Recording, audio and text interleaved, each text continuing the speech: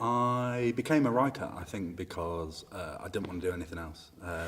At first I wanted to become an artist, and I'd never painted in my life. And then I wanted to become a musician, and I realised that I couldn't be Jimi Hendrix. And then I wanted to become a footballer, and I was too late for that.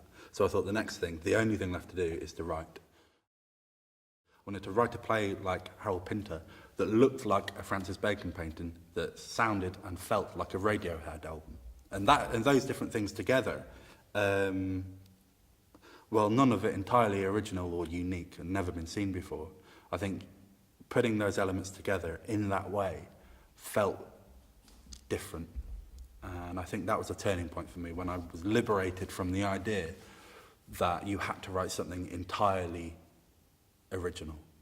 The history of theatre, this fetish of originality is this weird kind of anomaly right at the beginning of the kind of 20th century.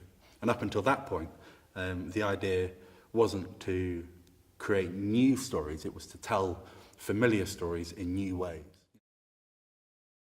I think a key thing to remember is that this job is about structure. You know, you're a playwright, there's old Simon Stevens thing. Playwright is spelt as in wrought, to wrought something, like a shipwright or a wheelwright. And that's important to remember because these are constructing jobs. Stories work in a kind of rhythm, and I think you need to learn how it all comes together. So structure, I think, is a very important thing to learn. It's what our job is. And I think the best way to learn structure is to read the classics, and then read them again, and then read them again, and recognise certain bits, certain echoes that happen, even if you disagree with it, because I think to change something, you have to understand it first. There's a Louis C.K. thing where he says that you could have like 3-4 ideas that you think are kind of like 7 out of 10, and just pick one. Just pick one to focus on for a time. And in that picking of one, well, that's already 8 out of 10.